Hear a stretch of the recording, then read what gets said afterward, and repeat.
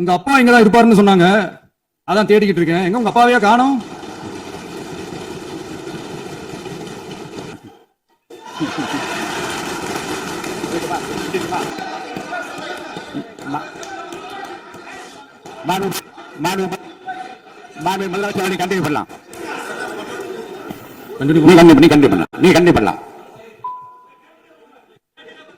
பேர்ல அடிச்ச கொள்ளைய ஒண்ணு ஒண்ணா கவர்மெண்டோட கஜானாக்குள்ளேயே கொண்டு சேர்த்துக்கிட்டே இருக்கிறாங்க. இப்பவும் சொல்றேன், மக்கள் பணத்துல இருந்து ஒரு பைசா கூட தொடமாட்டோம், தொடவும் விடமாட்டோம், தொட்டா விடமாட்டோம், இதுக்கு முன்னாடி தொட்டவங்களையும் விடமாட்டோம். ஒவ்வொரு ஊழலா வெளியில வரும் போலே, ஒவ்வொரு வேஷமா கலைஞ்சிரும் போலே, இங்க இருக்கிற நிறைய பேரு நடுங்கி போய் இதுல நம்ம மேல அவதூறு வேற. இப்ப புதுசா ஒரு வெப்பன் ஒண்ணு கொண்டு வந்திருக்காங்க. அது என்ன தெரியுமா? அவங்க தயவால தான் நம்ம ஆட்சி நடக்குதான். மக்கள் தயவால இந்த ஆட்சி நடந்துகிட்டு இருக்கு. மனசாட்சி உள்ள சக்திகளோட ஆதரவால இந்த ஆட்சி நடந்துகிட்டு இருக்கு.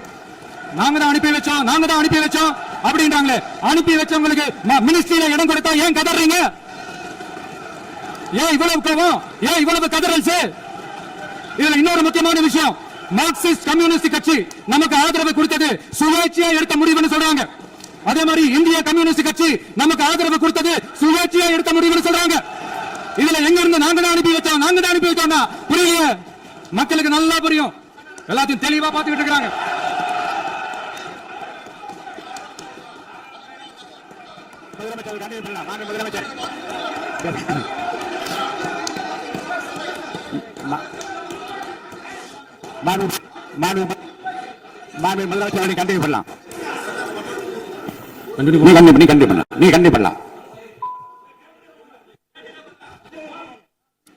சமூக நீதி அரசு சொல்றவங்களை பார்த்து கேட்கிறேன், நம்ம பட்டியலின சகோதரர்களுக்கு எத்தனை அமைச்சர் பதவி கொடுத்தீங்கன்னு கொஞ்சம் சொல்ல முடியுமா? ஆனா நம்மளுடைய அரசுல 8 அமைச்சர் பதவிகள் யாருக்கு? நம்ம பட்டியலின சகோதரர்களுக்கு. எல்லாம் நம்ம அண்ணன், நம்ம தம்பி, நம்ம தங்கச்சிங்க. அண்ணல் அம்பேத்கர் அவர்களுடைய கிட்டத்தட்ட 100 ஆண்டு கால கனவு இப்ப நிறைவேறி இருக்கு. நான் ஏன் கொஞ்சம் சவுண்டா பேசுறேன் அப்படின்னா அவங்களுக்கு கேட்கணுன்றதுக்காக, தப்பா எடுத்துக்காது. அதே மாதிரி பெண்களோட பாதுகாவலர் நாங்க தான் அப்படின்னு சொல்லிக்கிறவங்களை கேட்கிறேன், எத்தனை பெண்களுக்கு அமைச்சர் பதவியில இடம் கொடுத்தீங்க கொஞ்சம் சொல்ல முடியுமா? எங்க அரசுல 4 சகோதரிகளுக்கு அமைச்சர் பதவி கொடுத்திருக்கிறோம்.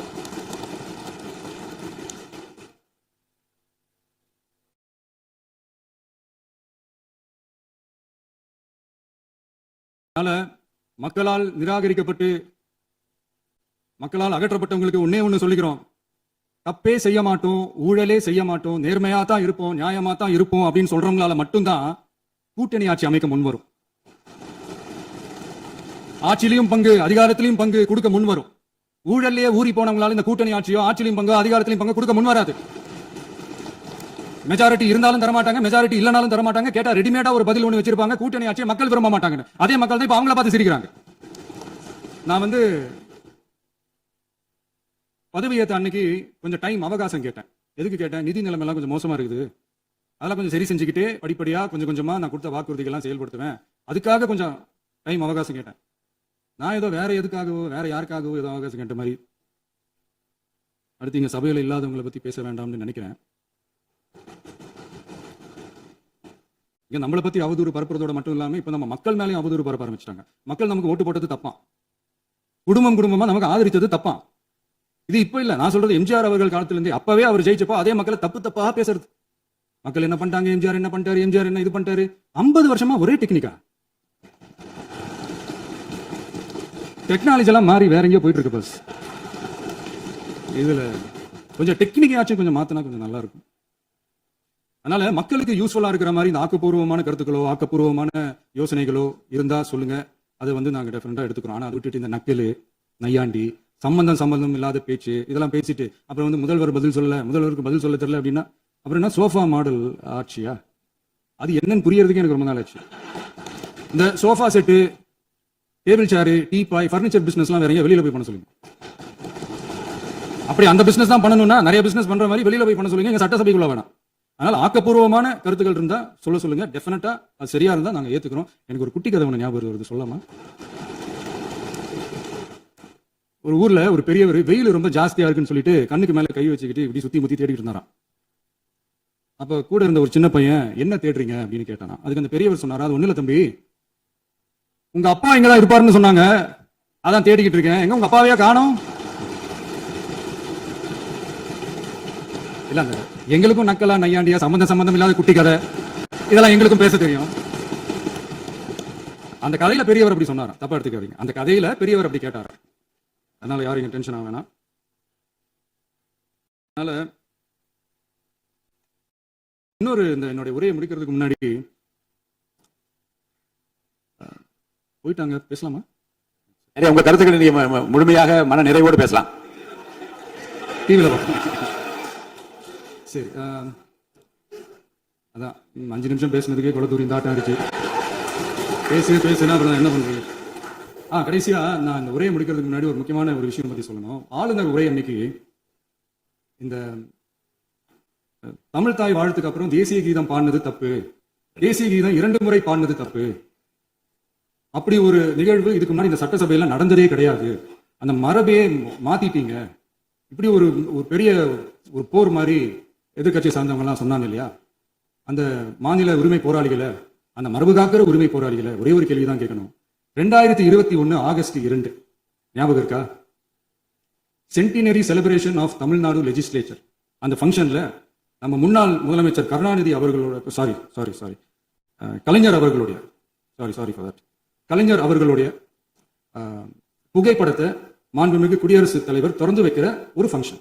அந்த ஃபங்க்ஷன்ல national anthem followed by Tamil Thai Vazhthu அப்படின்னு அறிவிச்சது ஞாபகம் இருக்கா? அதாவது தேசிய கீதத்துக்கு அப்புறமா 2வது முறையா, நோட் திஸ் பாயிண்ட் மாண்புமிகு பேரவைத் தலைவர் அவர்களே, ப்ளீஸ் நோட் திஸ் பாயிண்ட், தேசிய கீதத்துக்கு அப்புறம் 2வது முறையாக தமிழ் தாய் வாழ்த்து பாடப்படும் அப்படின்னு சொன்னது ஞாபகம் இருக்கா? அதுவும் முத்தமிழ் அறிஞர் அப்படின்னு சொல்ற நம்ம கலைஞர் அவர்களுடைய அந்த புகைப்படம் வெளியிட்டு விழாவில் அவர் இருந்த இதே சபையில தமிழ 2வது இடத்துக்கு தள்ளினது யாருன்னு ஞாபகம் இருக்கா?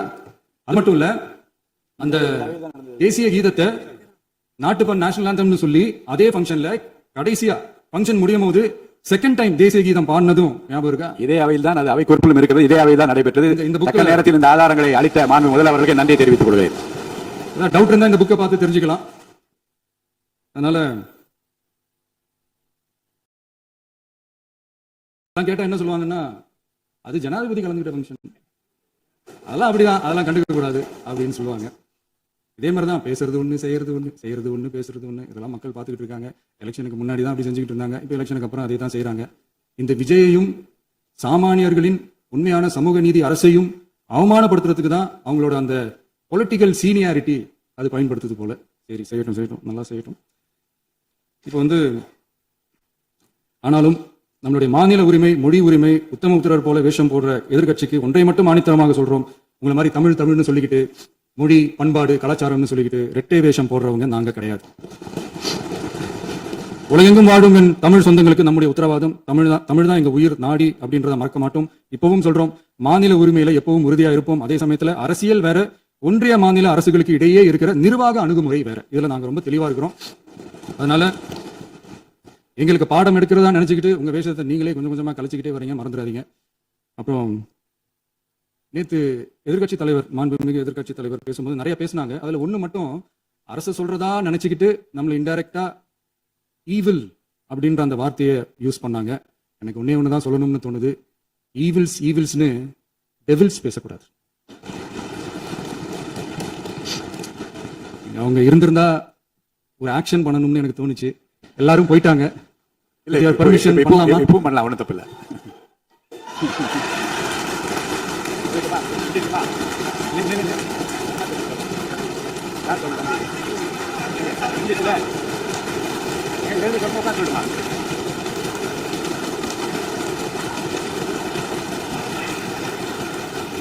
விவாதம். செய்திகளை உடனுக்குடன் தெரிந்து கொள்ள உடனே சப்ஸ்கிரைப் பண்ணுங்க.